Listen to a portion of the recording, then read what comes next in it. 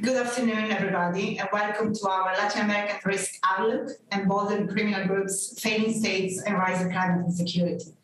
This is the first event of a bi-monthly series exploring political risk, conflict hotspots, and areas of fragility to watch in different regions of the world. My name is Irene Mia. I'm a Senior Fellow for Latin America and Conflict Security and Development at the IISS.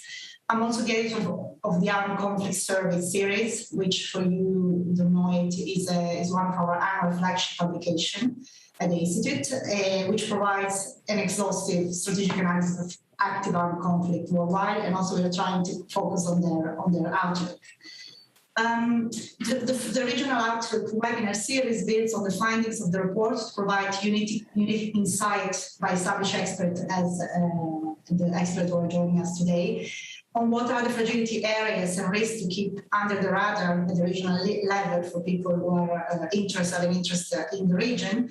And I'm particularly pleased and delighted to start this series covering Latin America and its risk outlook. Latin America is obviously my regional focus, so it's even more it's even a bigger pleasure for me to start with Latin America, and also to be welcoming to this webinar such an amazing panel of speakers, which I will introduce shortly. Before that, a couple of words of introduction from me on the topic. As our audience will know, Latin American conflict landscape is quite an unusual one. It's really characterized by a mix of organized crime and also political violence, driven by widespread government flows in the region and high level of poverty and inequality. Conflict in the region have also important global features and ramifications, given the globalized nature of the drug business, which is one of the main drivers, as well as violence associated with regional and global instability in terms, for instance, of uncontrolled flows of migration or forced displacement from start. Conflict in the region are fueled by domestic root causes, but also have international geopolitical drivers, including the drugs and firearm policy in the US, but also political development in Venezuela and Colombia, which is the world coca cultivation and cocaine production powerhouse. As we know, the coronavirus pandemic has hit the region particularly hard, much harder than other regions. And this actually further complicates the political outlook for the political and economic outlook for the region, but also the conflict landscape for the region. What we have seen is more inequality and poverty, more limited government effectiveness and rule of law, and also boost to criminal groups' power, reach, and legitimacy with the local population. Sorry. If one considers also the little prospect for the international driver of conflict to change massively in the short term, we're likely to see more violence and instability in the Central American Northern Triangle, in Mexico, in Brazil, in Colombia, as well as the border region between Venezuela and Colombia, which we'll be covering today. And this is going to have important ramifications in terms of pan-regional security and stability. Haiti, as well, with its spiraling political, economic, and humanitarian crisis, is an additional hotspot to watch, and as well with likely migration and conflict spillovers. We'll be covering Haiti as well today. More in general, the acceleration of climate change will also increasingly act as a multiplier of root causes of conflict and poverty in the region. Given the high vulnerability of many parts of the region to changes in weather pattern and also reliance on agriculture, the Northern Triangle of Central America being a case in point. So in this webinar, we will try to discuss the conflict outlook for the region. We'll be looking at the new features, drivers, and trends. We will also be focusing on what we think are the really most relevant and impactful hotspots to keep under the radar. In line with our IISS global filter, we will make special reference to those developments in the region and those hotspots which have the largest regional repercussion or ramification. Quite a lot to cover in 1 hour. We are very ambitious, but we'll do our best really to cover as much as we can. And I'm really looking forward to engaging with our fantastic speakers and the audience for the next hour.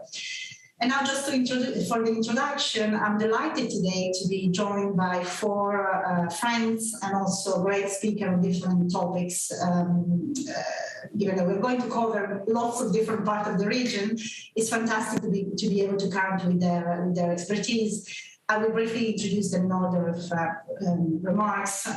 So we start with Douglas Farah, who is the founder and president of IBI Consultant. He's also senior visiting fellow at the Center for Strategic Research at the National Defense University.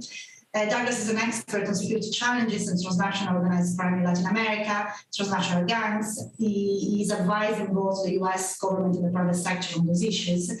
Douglas previously worked as an investigative journalist for the Washington Post. He has been covering civil wars in Central America, conflict and organized crime in South America, blood and gold wars in West Africa, and also radical Islamic finance. It's quite a spread, Douglas. And he's also contributors for the Armed Conflict Survey. He's actually our expert covering El Salvador and Honduras in the report.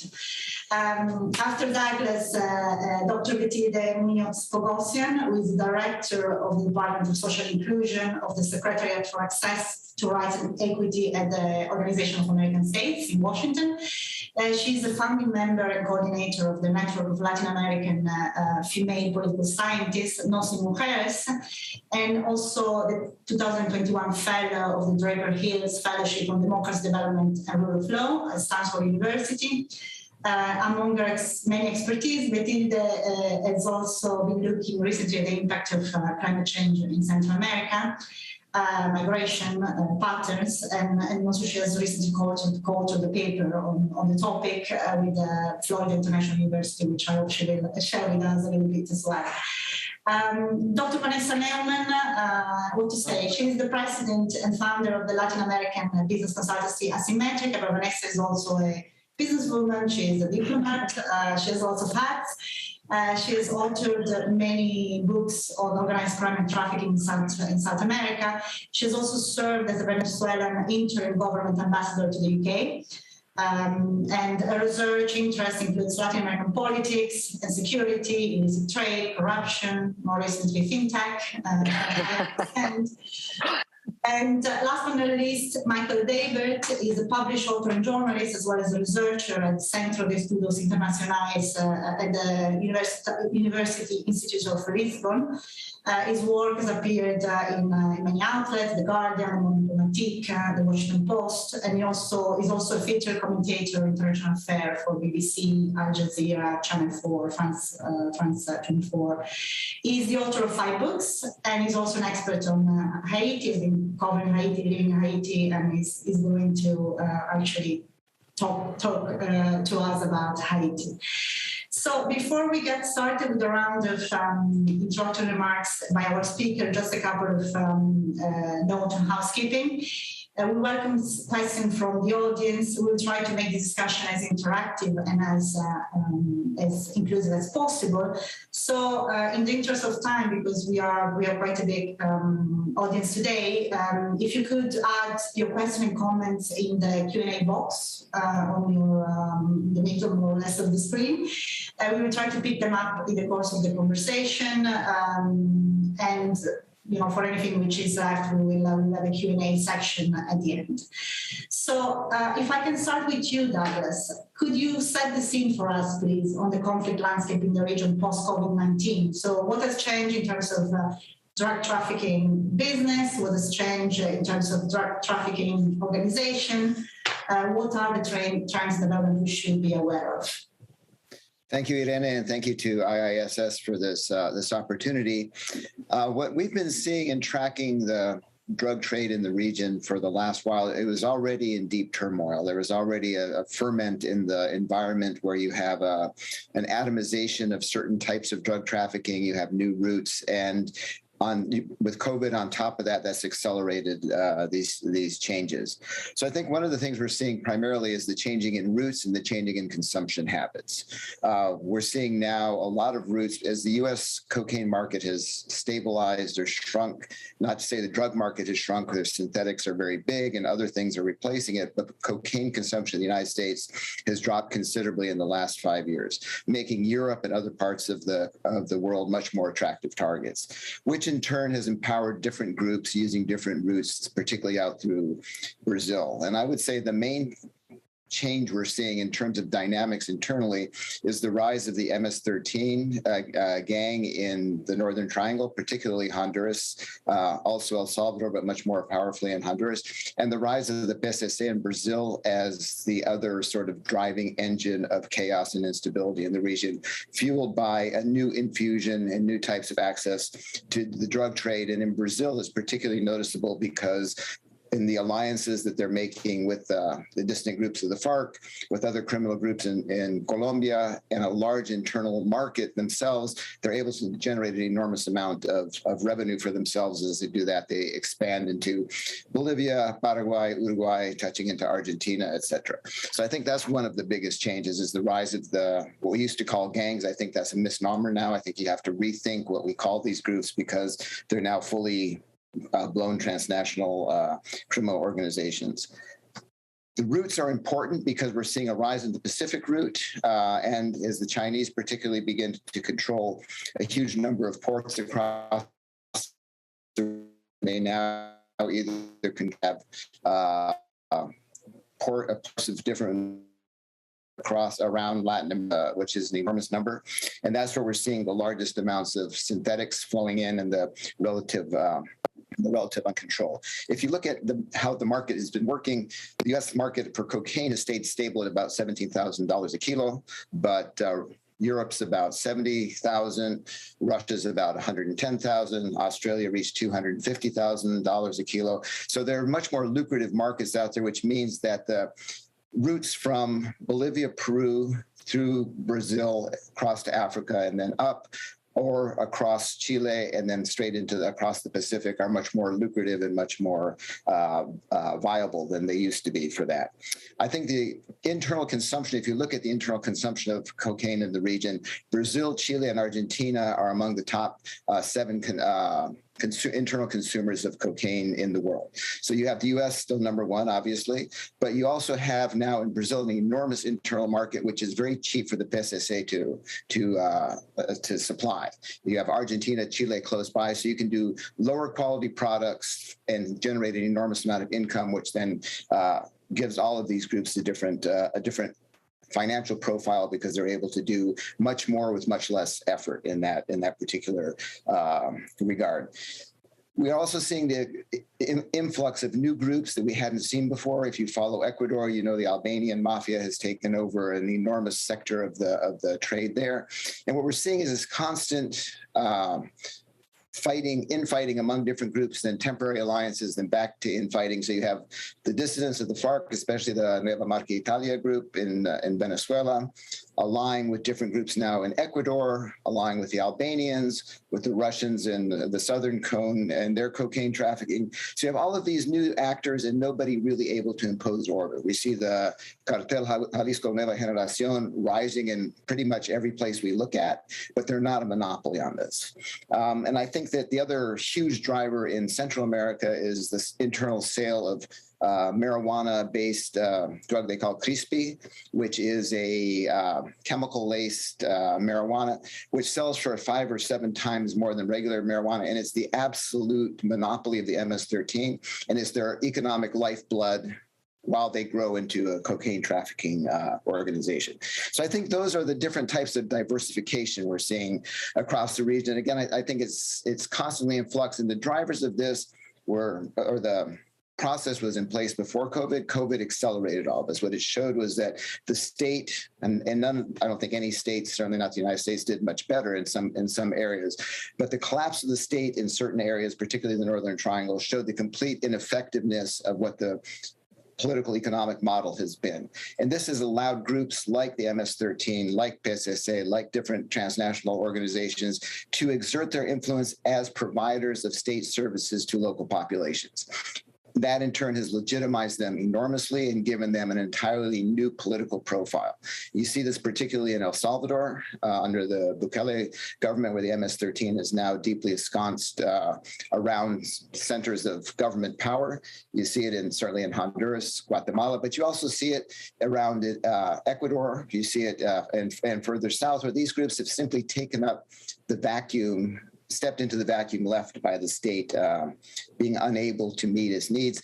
And as Vanessa will talk about, the strain of the mass migration of the Venezuelan refugees on top of it. So you've had this perfect storm of bad events, which have allowed the states to then step up to, the criminal organizations step to an entirely different level. I think one of the drivers of violence in all of this is this constant state of tension. I think there was a really good UN report a few years ago which said cocaine trafficking does not cause violence. It's the fighting over the roots of cocaine trafficking that drives the violence. And so I think we have to be very careful when we look at this, and Irene knows, like I've said this in my previous reports, when you see a drop in homicide rates significantly, it's not necessarily a good thing as far as transnational organized crime goes. Always a drop in violence when you're not killing people is a good thing, but it doesn't indicate effective police work. It doesn't indicate effective state policy. It usually indicates now that one group has taken control and no longer needs to kill that many people. And so you have this very different dynamic where if you're looking at violence, you're looking at instability. You're looking at how groups are fighting for specific roots, because as these groups have merged, and the other thing besides the fragmentation is I would say the consolidation. For example, the MS-13 is now very involved in human smuggling. The coyotes, they've displaced the coyotes for moving people through Mexico. And so they're in human trafficking or human smuggling now, they're moving into human trafficking, they have weapons, etc. So I think you have all of these different factors driving both a form of consolidation of criminal groups and the fragmentation of authority among them. And I think that's about the time I have. So I'll leave it there, and happy to go to answer anything further in Q&A. I know it's a very broad overview, and we can discuss specific cases as necessary. Thanks, Douglas.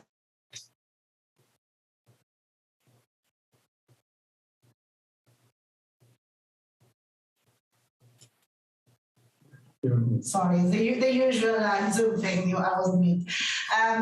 No, I was saying a very, very quick question. We can also then retake in the Q&A. But what's your outlook? So you mentioned obviously there is this on one side. Obviously there is a strengthened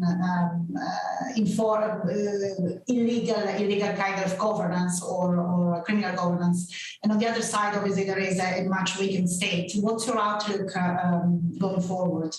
What do you think is going to happen? I think that states will continue to weaken. There's come out of this that is true. Some states have taken, surprising, I would say, Argentina has done quite well. Chile has done Uruguay. Okay, maybe it's a question we ask later on. We lost Douglas. If I can... Okay, fine. Can you... Okay. So I wasn't on mute. You just lost me. So I think the prospects are not good for the region. I think you're going to see this broadening conflict of fragmentation into illicit economies. I'm sure Vanessa will talk about also illicit gold, which is a huge driver that's driving many other things across the region, including environmental degradation. So I think the prospect is not good. And I'm sure we'll talk more about that later on. Bettina, if I can move to you now. Obviously, I mentioned your recent call to this publication on Central American migration and its environmental explanation. Could you tell us a bit more on the role climate change is increasingly having in the region as an exacerbator of root causes of violence, and also what is the impact of migration on regional security? And I think also what would be quite interesting in hearing from you is what are some of the policy recommendations? Maybe we can leave it for the Q&A. Sure. Thank you, Irene. Well, perhaps I should start with a key premise, which is that migration is a constant in Latin America. All countries of the region are connected to the phenomenon, either as countries of origin, transit, return, and as receiving countries. And of course, there's different challenges facing each realm. The reasons why people migrate also vary country to country. We're going to talk a little bit later about how democratic breakdown in countries like Venezuela, but also Nicaragua and Cuba cause millions of forcibly displaced people, poverty and inequality, as well as citizen insecurity and state capture by transnational crime, something else that is being covered here, also serve as factors of expulsion in other countries, and especially in Central America. So I quickly want to focus on the role of climate change in displaying vis-a-vis increases in intra-regional migration. And as we look at the 22, we have the regional 22 outlook and reviewing what to expect. Let me organize my thoughts along, 3 lines. First, climate change as an accelerator of root causes of violence in the region, as well as migration. And here, definitely, I want to focus on the paper that I co-wrote with my colleague Diego Chavez from the Migration Policy Institute for the FIU Southcom Academic Partnership, covering, the connections between climate change, internal violence, as well as out migration to the north. Secondly, very quickly, I would want to cover 3 things we should expect in terms of impact of climate change on violence, migration, and regional security. And finally, I want to close with 3 opportunities I also see at the regional level. And of course, I have my hat, OAS hat, sitting in from the standpoint of an intergovernmental organization. So I think there's interesting opportunities in the horizon in terms of possible solutions and mechanisms to deal with these challenges. So regarding the first point, what can we say about the Central American region in terms of migratory flows and in terms of the reasons why people migrate and looking at its geographical position, and how Guatemala, Honduras, and El Salvador are more exposed more than other countries in the region to extreme climate events, as well as why we should think or we should keep in mind an environmental variable when talking about migration in the region. In terms of the characteristics of migratory flows, we know the numbers have been steady, with recent increases in the last few years. By 2019, almost 1 million Central Americans were registered as displaced. Comparatively speaking, the Central American migration would come second after the Venezuelan crisis in the Western Hemisphere in terms of the numbers of people forcibly displaced. Half of those are adults, and the other half are accompanied and unaccompanied minors. Of those adult population I just mentioned, 48% are generally women. And this is important to note because often it is migrant women and children the most vulnerable to sexual abuse, gender violence, human trafficking, in both the countries of transit and destination, and most often also as they return to their countries. And also a point on young Central Americans. We know from a survey that we conducted with the World Food Program that between young people between 18 and 24 years old compose most of those who have the intention to migrate when surveyed. Reasons for this displacement, lack of opportunities, poverty, violence, crime, forced topic that it was just covered, forced recruitment in gangs and organized crime, the issue of sexual and gender violence, which is also a factor of expulsion for this migration. But within these root causes, not only have climate events been increasing in Central America, but the impacts that this is having are disproportionately felt in these 3 countries. In fact, Central America, along with Southeast Asia, are the most vulnerable around, in the world to climate events. And at the same time, they're also the least prepared to respond and quickly recover from this type of extreme events. Unlike other countries in South America, Guatemala, Honduras, and El Salvador are highly vulnerable to the effects of climate change due to their extensive coastlines, economic dependence on agriculture, and potential for storm damages. Again, a combination of factors that also include droughts and volcanic activity and earthquakes. In the case of Guatemala, when you look at it, it's a very, highly vulnerable region. And in this paper that I co-wrote with my colleague from MPI, what we the analysis confirms at least 2 points that are pertinent to the discussion today. The number one, that climate change and the exposure of this region to extreme events does influence people's decision to move. Each country faces different challenges, but in all, they're all, susceptible to hurricane, severe storms that end up affecting agricultural production and critical infrastructure, and ultimately people's livelihoods, that result in food insecurity, loss of jobs, and the inevitable dilemma of whether the person should stay in his or her country or migrate. And secondly, and beyond the security challenges that emerge from responding, on the spot to these type of events, and the human and financial losses that result, as well as chaos, especially in countries that do not generally invest in disaster preparedness and recovery, what we see is that when facing this dilemma I just mentioned, people decide to migrate. However, people's first choice is not to migrate north to the US, but to migrate to other urban areas and cities close to where they live. So, and I mention this because this is seldom part of the conversations on how to respond to Central American migration from the standpoint of the US. Again, when countries and relevant stakeholders do not prioritize preparedness and response, and the people's livelihoods and material conditions are affected, what we see is people being displaced to these cities, exacerbating conflict and social tension in the cities that they move to, affecting levels of crime and insecurity. And due to these pressures, what ends up happening is that people have no choice but to migrate to the US. Also, of course, combined with other factors such as the establishment of family networks and other ways for these people to make this move towards the north. I close with the last two things I wanted to cover, three things to expect, three opportunities. On the issues of what we should expect at the regional level, number one is that migration will continue as long as the root causes of this migration are not addressed.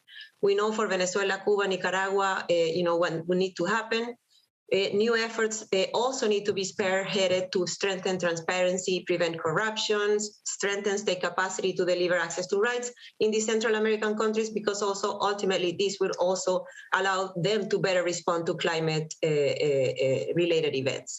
Second, and on the issue of climate change and specifically extreme events, as long as these countries do not invest on disaster preparedness, response, recovery, we will continue to see devastating effects on the people and the economies of these countries, and will ultimately force them to move. And we can cover a little bit more in terms of the content of those policy recommendations.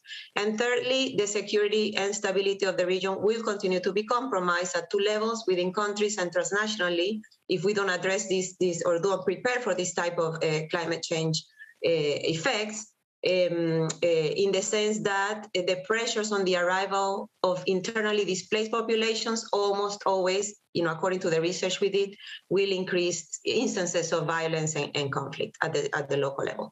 And because my time is ending, I close with the three opportunities I see. Number one, and as countries of the region realize the effects of climate change and how migration remains a constant, there is an opportunity, I believe, to consider responses to provide international protection and regularization options for migrants who move due to climate-related reasons. I mean, there's been talk at the global level of even considering a category of protection entitled climate migrants or climate refugees. I think this is something we should expect to see in the years forward. Second, I believe there's also an opportunity in terms of engaging with the private sector, not just to generate economic opportunities for potential migrants, but also to help these countries better prepare to address the effects of climate change.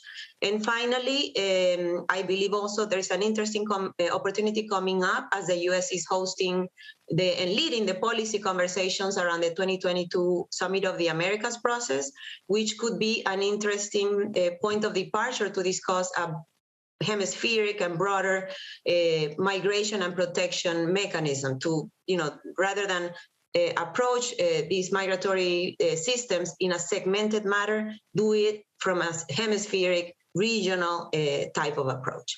I will stop here, Irene, but happy to continue the conversation later. No, thanks, Bettina. It was actually a fantastic overview, and I think what you mentioned about the Summit of the America is definitely an opportunity we can explore later on, also in terms of whether it could be really the way in which all those conversations can be had in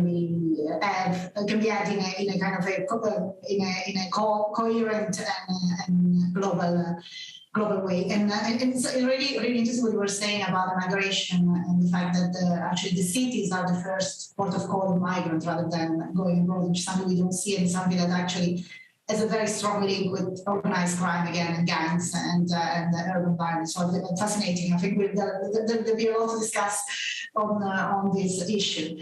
If I can now move to you, Vanessa. I know you're just back from a field trip on the Venezuelan Colombian border areas. Of course, you have been very deeply involved in the Venezuela crisis as a diplomat. So could you elaborate a bit on the Venezuela-Colombian nexus when it comes to conflict? And also share our insight on the outlook and evolution of the conflict in the border region, please. And you're on mute. You'd think that after all this time with the pandemic would be better at it. Yeah, so I wanted to really basically cover the trends and actors, and then the role of Venezuela as an exacerbator, and then end up with I want to put on the table some perhaps slightly controversial policy considerations for how to deal with the border, because as I'm going to demonstrate, what's going on now is not working. So what are things that perhaps we should consider? Okay, so basically what you have is the main actors and the trends are that you have that the ELN and the Tren de Aragua, which are two different DTOs, drug trafficking organizations, are fighting over control in Cucuta, so much so that they've had a shootout at the Simón Bolívar Bridge, which links Venezuela. It's the famous bridge where you walk across, and I was also just there.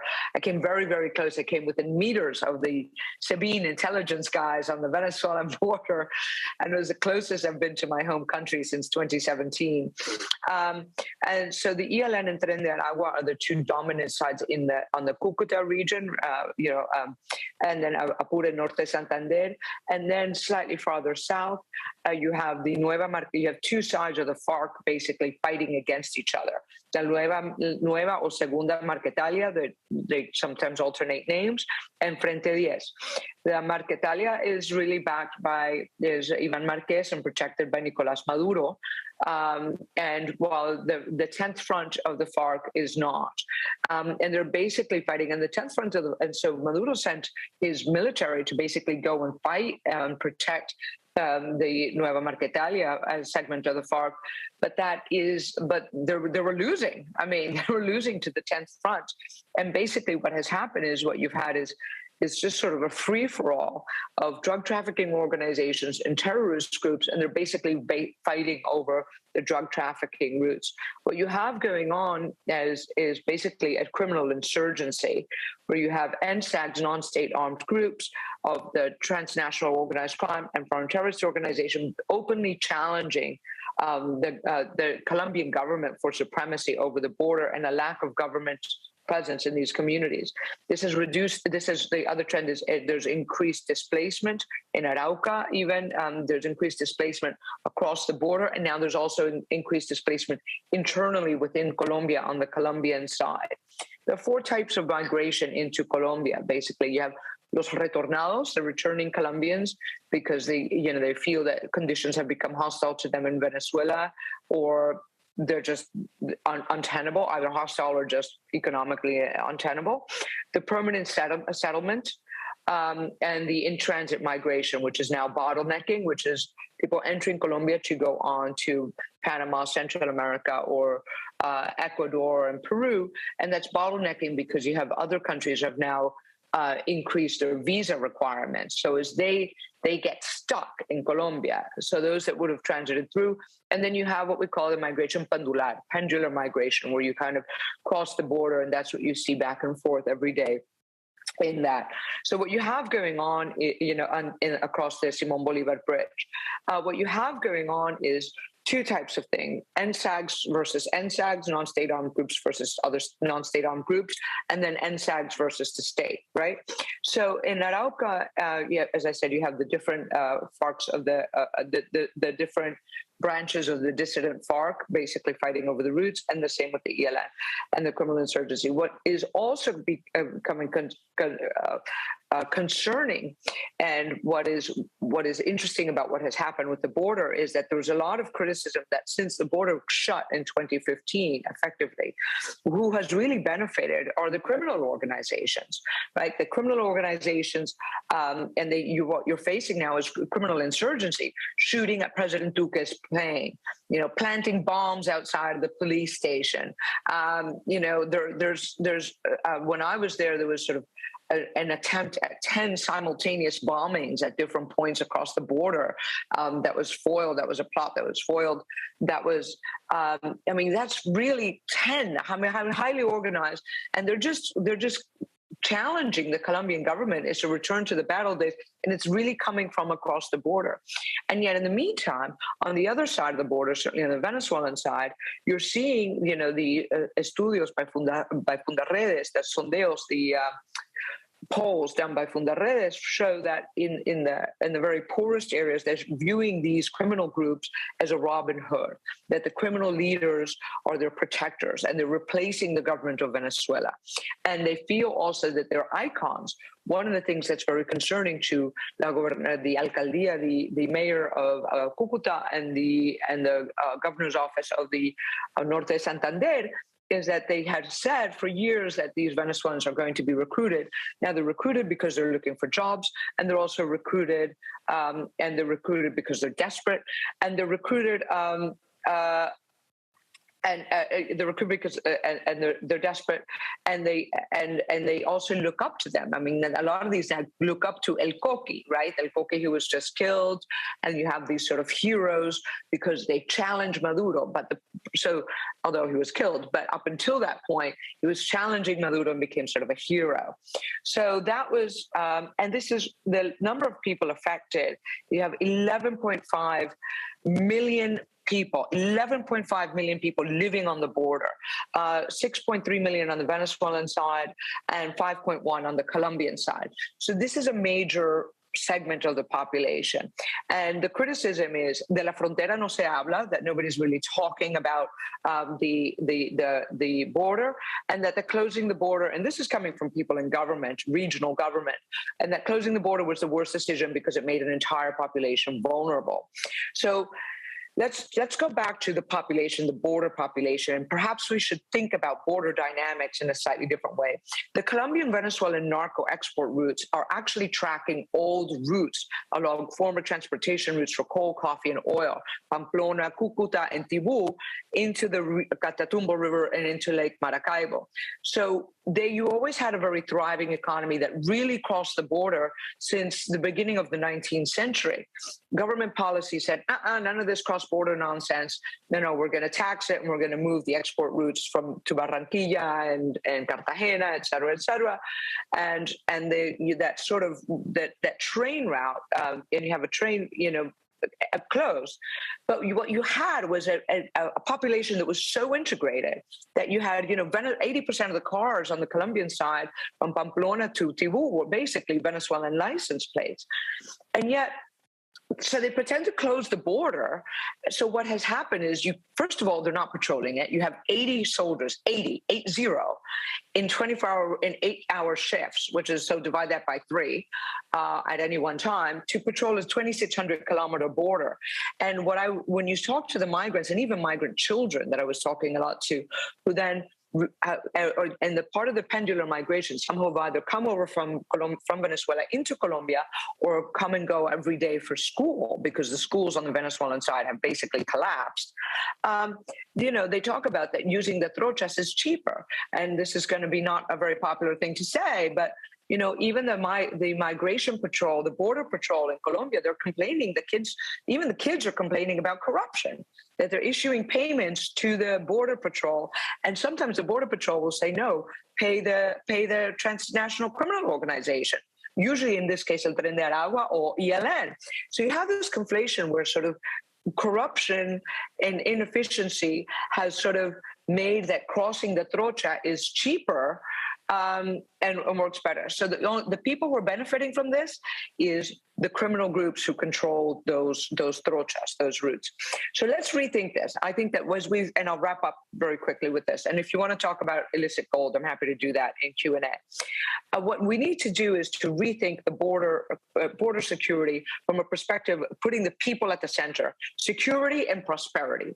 And so it needs to be at the center of realistic thinking and how to benefit the communities and without enriching the transnational criminal organization. Because what you have is when you're shooting at the president's helicopter and trying to set off 10 terrorist bombs simultaneously, you're not working. And the kids, by the way, are now, as they cross the trochas, you know how they survive? They're doing kiddie porn with the webcams. They earn, and that is much because they have also been made irregular because they've stopped using the carnet de movilización fronteriza. They're exploited in labor markets, and they end up actually, the most profitable thing is webcam porn. And this is how they survive. I'm meeting them, 12 years old, 13 years old. So the border of this thing is not working as it stands. So one of the things we might need to consider is to try and reopen the border in a certain way to normalize commerce.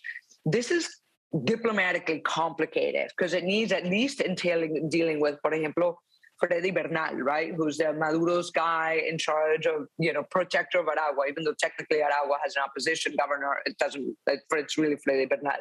To reactivate the ID for movilización fronteriza, so that gives you the right to come and go, more freely, and you're not as subject to exploitation.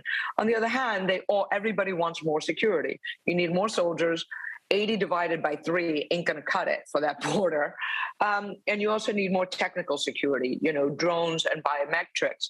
I mean, we know how to do this. So in a way, I think those are things that it's time to consider because the way the border is working right now is just really destabilizing Colombia and exploiting an entire, 11.5 million citizens.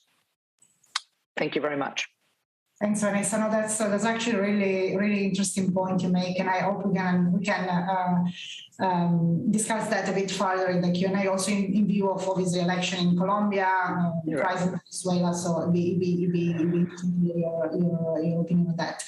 But just because of the interest of time, so 2 things. One thing to our audience, if you want, I see you're being very shy, but if you want to ask questions or put comment in the Q&A, would be great, because then we can also address some of them as we talk. Just to finish with our round of introductory remarks, if I can turn to you, Michael, now. We are actually going to include Haiti for the first time in the Armed Conflict Survey report this year. In a way, we think that obviously the events have degenerated massively since the murder of President Jovenel Moise in last July. So we actually now have unfortunately upgraded Haiti to a full-fledged conflict. So it's something that is not really covered too much. So I think it would be great, Michael, if you could just give us a general overview on the spiraling crisis in Haiti, and also what is the outlook for stabilization, if there is one, and I guess also how do you see the spillover in the region more in general? Sure. Well, as most of the people listening probably know, the president of Haiti, Jovenel Moise, was assassinated on July 7th of last year. He was an agribusinessman known as Neg Banan in Creole, which means the banana man, and he had gained the presidency in November 2016 in a vote where he got over 50% of the vote, but an election where there was very feeble, I think you can say, participation in terms of the people who actually went to the polls. He was the candidate of a party, the Parti Haïtien Tech Calais, PHTK, which was developed by a former president, Michel Martelly, who, when he was a compa singer, Haiti's music compa, he was known as Sweet Mickey. Jovenel, he promised that he was going to have this very aggressive infrastructure program to help revive Haiti's economy, which was still struggling, not only from the 2010 earthquake that I think a lot of people probably know about, but also from Hurricane Matthew, which had a really devastating impact on Haiti's south coast in October 2016.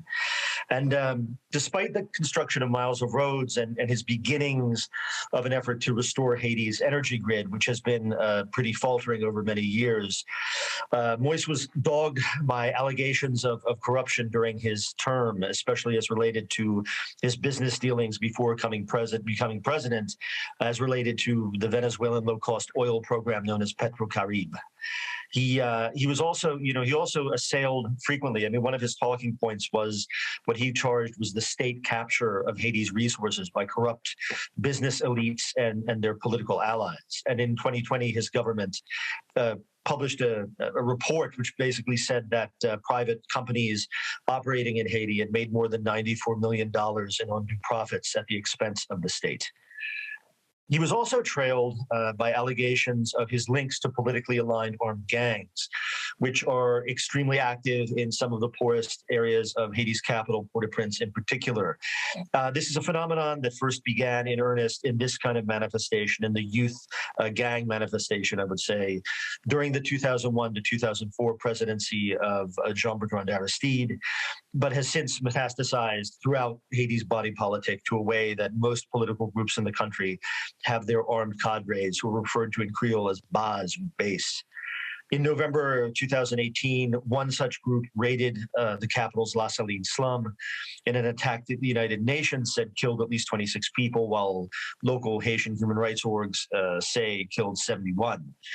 3 of those allegedly involved in the attack, a former police officer, Jimmy Cherizé, who was known as Barbecue, and 2 government officials would be sanctioned by the U.S. State Department for their alleged role in the killings. Cherizé would subsequently hold a press conference announcing the formation of the G9 En Famille et Alliés, an alliance of armed groups around the city that many saw as the Moïse government's bludgeon against its rivals. But Cherizé himself has frequently said that he was not working for the president, and in fact, he had supported one of Moïse's rivals in the 2016 election. Haiti's political opposition, which is made up largely of a series of shambolic and violent opportunists who have made their living off political instability for 2 decades or more, never accepted Moïse's victory and talked openly of destroying the country to oust him from power. From 2018 to 2019, enforcing what they called Pays Loc, which was basically an armed strike that brought all commerce and activity in the capital to a halt for weeks. And that, in the words of the Haitian author Michel Succar, failed to overthrow Jovenel, but succeeded in overthrowing Haiti. It had an extremely devastating impact on the economy, especially in the capital. In January 2020, the terms of most of Haiti's members of parliament expired, and in an echo of something similar, a similar crisis that happened with during the presidency of René Préval in 1999, basically parliament was vacated except for a rump contingent of senators who are actually still sitting today. When all 8 members of Haiti's electoral council resigned in July of 2020, Moïse created a new council and unilaterally named its members, tasking them with organizing new elections and overseeing a commission to rewrite Haiti's 1987 constitution. Now, this move was criticized widely as a move towards dictatorial authoritarianism, and many at the time were even saying that Jovenel's mandate had in fact already expired because there had been a 1-year term of an interim president before he took office. But he obviously disagreed. PHTK, the party that he was affiliated with, had, shall we say, created quite a name for itself in the intervening years. And a lot of people in Haiti describe it to me today as alternately a virus or a cancer. Many of its members are linked to very serious examples of organized crime, weapons trafficking, drug dealing, things like that. And various, being investigated by various aspects of Haitian anti-corruption organizations and things like that. In February of 2021, the Moïse government arrested a number of people after it claimed a coup d'etat was foiled against it. This was dismissed by a lot of people at the time, but there's a great degree of evidence, including lots of interviews I myself have done, that it was a genuine coup attempt that was actually foiled. And there's lots of, I have, recordings of some of the conversations of some of the plotters, as a matter of fact. And one element of the political opposition that was involved in it, according to many reports, was what it calls the Secteur Démocratique et Populaire, SDP, which, despite its name, is neither democratic or popular particularly, but that's Haiti politics for you.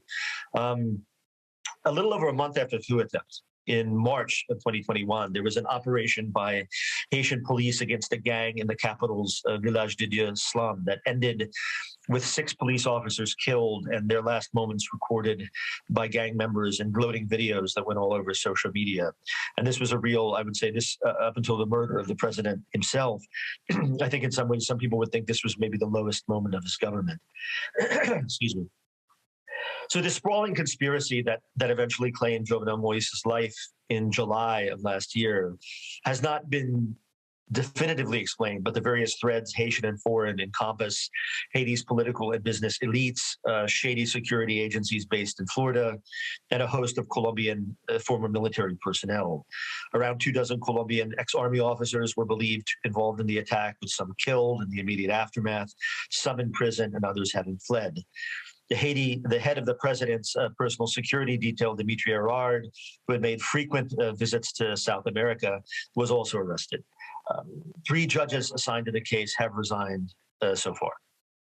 Before his murder, Moïse had announced the appointment of Ariel Henry as his new prime minister designate, though Henry had not been confirmed in that role at the time of the president's assassination. The serving prime minister at the time of Moïse's death was Claude Joseph, who had been in that role since April of 2021. In the immediate aftermath of the president's killing, there was great confusion as to who, in fact, should serve as prime minister. And even Joseph Lambert, who's the president of the diminished Senate, made at one point a claim that he should be leading the country. Most Haitian constitutional experts that I've spoken to believe that it was Claude Joseph, not Ariel Henry, who should have the legal claim to the role. Henry, however, secured the backing of various international actors in Haiti and assumed the office of prime minister in July 2021. The appointment has become even more controversial since it has been revealed that Henry had been in close contact with Joseph Félix Badiou, a former Justice Ministry official currently at large, and sought for his possible involvement in Moïse's killing. Since assuming office, Henry has ruled in an uneasy cohabitation with the SDP, that one political group I mentioned earlier, and another group made up of veteran Haitian politicians and some civil society actors, have also made a claim to executive power based on the signing of what they call the Montana Accord, named after a hotel in Port-au-Prince where the group meets, and calling for a 5-member presidential council to run the country, along with what they call the elected provisional president and prime minister, elected as in elected by the relative handful of people who meet at this hotel. One former prime minister, Evans Paul, who I've known for a long time, former mayor of Port-au-Prince as well, said that this path advocated by the Montana Accord would be the worst decision to adopt and would make the country even more dysfunctional and unstable. Meanwhile, Haiti's security situation has grown ever more dire. The southern approach to the capital, which passes through a sprawling district called Martissante, made up of several smaller distinct neighborhoods, has been the site of brutal gang warfare and mass displacement for more than a year. In fact, more than 20 years, but in a very intense fashion in the last year. While to the capital's east, a kidnapping gang known as Katson Maozo has created a multi-million-dollar kidnapping industry that makes the prospect to and from the Dominican Republic or Haiti's Plateau Central a dangerous one indeed. Seismic activity continues in Haiti. There was a really devastating earthquake in the south of the country in August, a month after the president was killed. And recently, on a single day, there were 30 distinct tremors felt in different parts of the country. So the country remains quite vulnerable to these environmental factors, I would say. And of course, with hurricanes and whatnot. The Dominican Republic, the government of Luis Abinader, their way of solving this is they're planning on building an electrified wall between Haiti and the Dominican Republic, which I don't think many people believe will be very effective in terms of stemming the disintegration of the body politic in Haiti.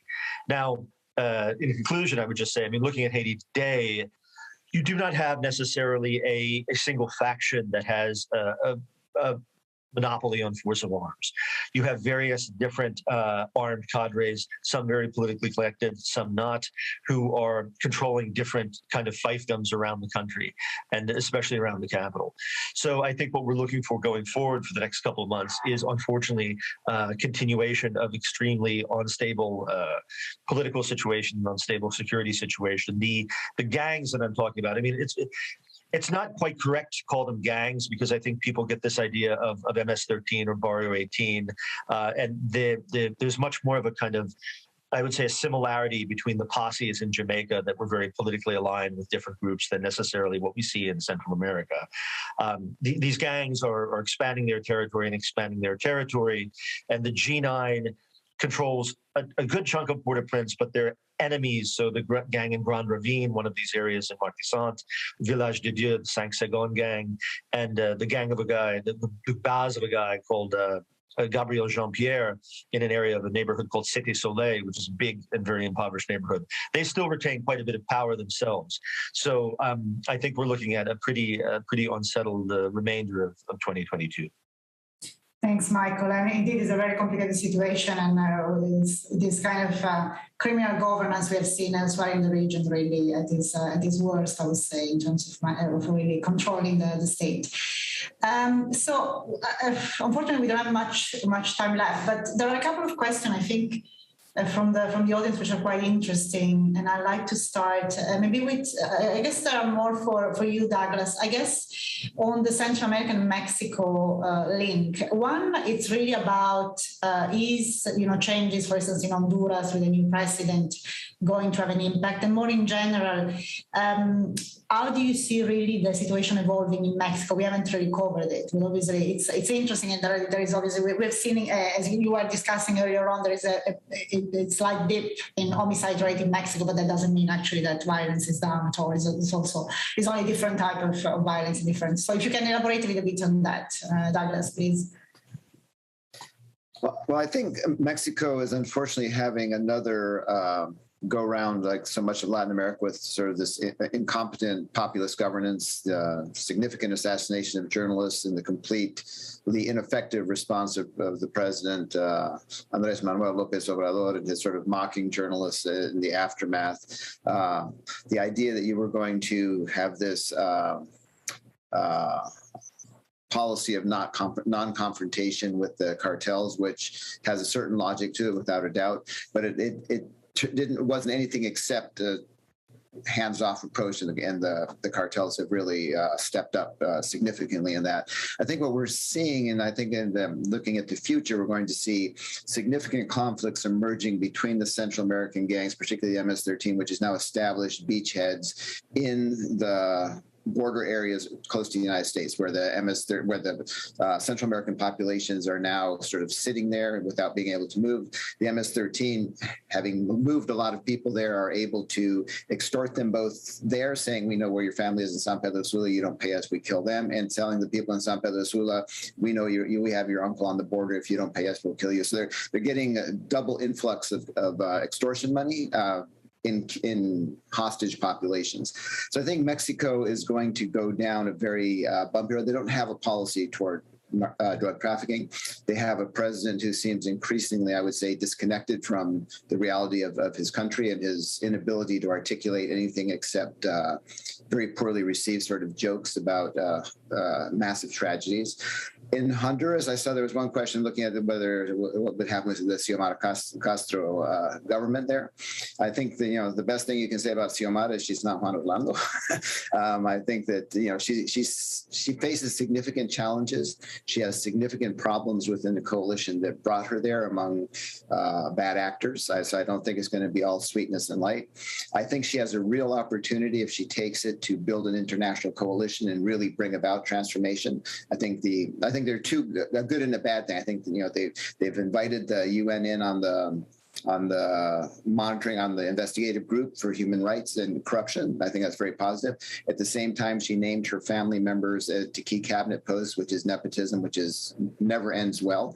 So I think you have these two roads that she's at a juncture where she can make a significant reform into the institutional if she chooses to, or it could be the rearranging of the management of the cartels, which I think would be very tragic.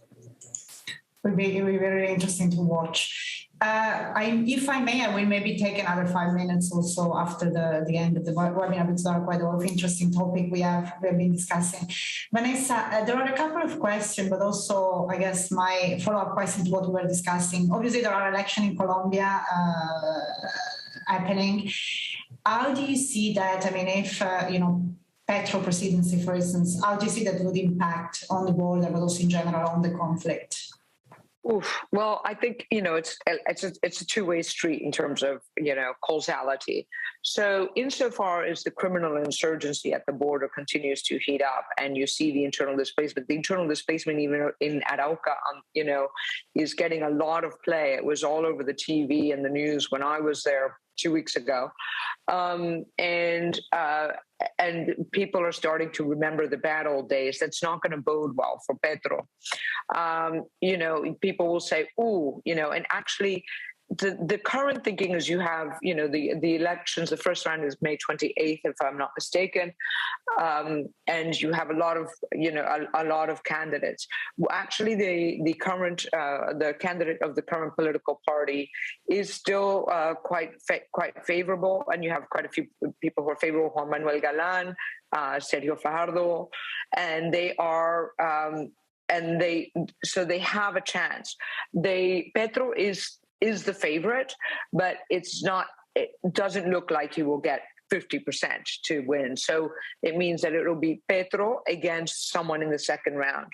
The current thinking, I know that there's a lot of fear that Petro gets in and then he says, FARC gets more of a seat at the table. The border situation does not improve. He gets a little bit like the AMLO's hands-off approach to the drug trafficking. He gets a little more hands-off with the security situation and goes against everything I just said that they should do. The smart money of the people I sort of bet there think that if anybody who gets into the second round against Petro, and there will almost certainly be a second round, nobody sees him taking 50%, 51%, then it will be everybody will line up against Petro. So the coalitions will form and that there will be enough support for Petro not to get in. However, he has a very strong hand to play. The reason why he has a strong hand to play is for a number of reasons. One is his personally. He has been on a continual campaign since the last presidential election. No one else has been campaigning steadily since the last election. He just hasn't stopped. So his campaign has more momentum.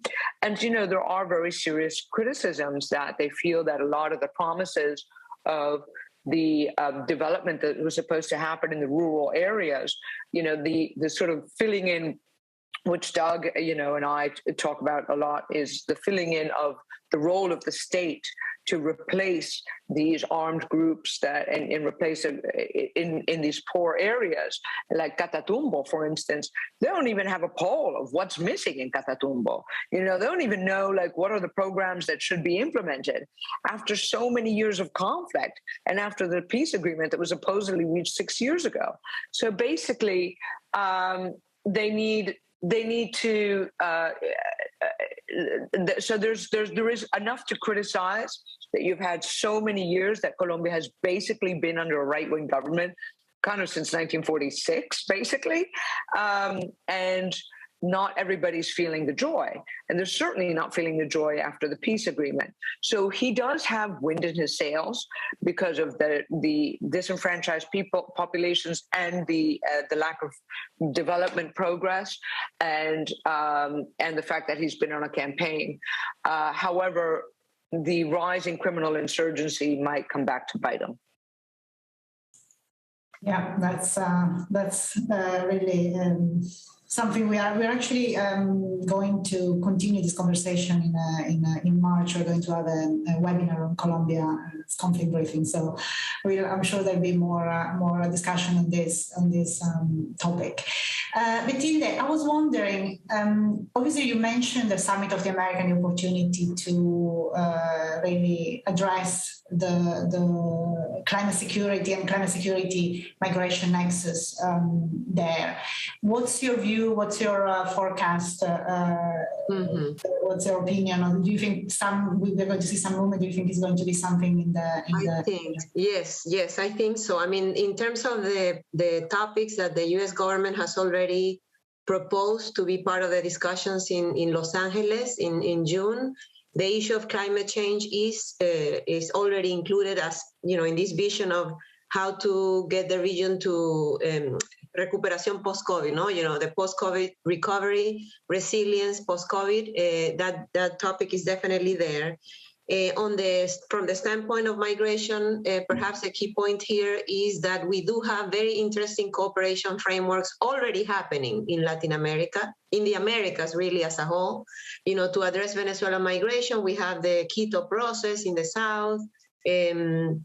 We have an equivalent for Central American migration with UNHCR and OAS, facilitating cooperation for Central America, Mexico, whole Central American plus Mexico, and other regional processes. But the problem, as I mentioned earlier, is that we are approaching these migratory systems in a segmented manner, not really coordinating, something that really has become a hemispheric phenomenon. So we also know that the White House has already, in the last about month and a half, went out publicly saying that they want to bring the issue of migration to the discussion in Los Angeles.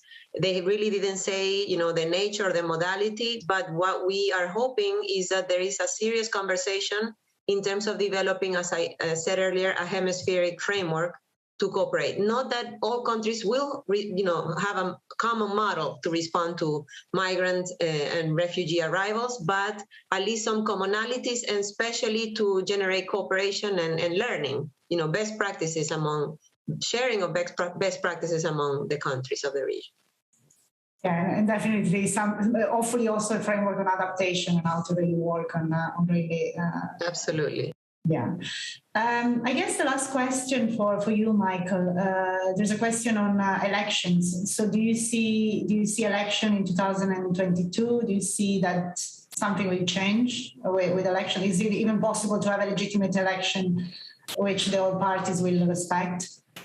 I mean, I think in terms of the physical geography, especially of the capital, I don't see how you have an election in neighborhoods that have been depopulated, that are controlled by armed groups that have more firepower at their disposal than the police do. And that's the case for, I would say, at least half of the capital right now. So with the security situation being what it is, I don't know how that would really be possible. Now, the question is, of course, how does one get the security situation under control, because all of the three kind of elements that are vying for control of the country now, none of them have a shred of constitutional or legal legitimacy. Not the prime minister who's currently running the country, not the people with the Montana Accord, and not the Senate really either. The Senate perhaps maybe has the most claim to it, but I mean, I think most people who know the backgrounds of the individuals still there thinks that would be a disaster if they were running the country. So it's a very thorny situation. I'm not sure what the reasoning of the international community was in backing Ariel Henry's assumption of power in July. It seems like it will go down as one of those big strategic mistakes of which the international community has made many of in Haiti over the years, unfortunately. Yeah, so I guess really not much hope and not much positive outlook for Haiti, which obviously is going to have a repercussion also in terms of migration and security, I guess, for the region. I'm afraid we're running out of time. I think it's a good lesson for me to invite just 3 speakers next time, but we really wanted to cover the different hotspots in the region, and I hope that this webinar has given our audience a general view of what should be in their radar and what should be in our radar as an international community for the conflict landscape in Latin America.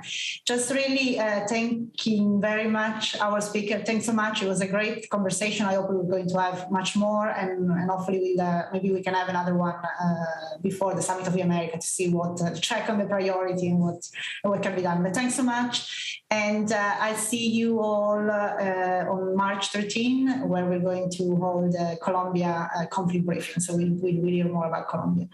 Thanks so much, and have a good day. Bye bye.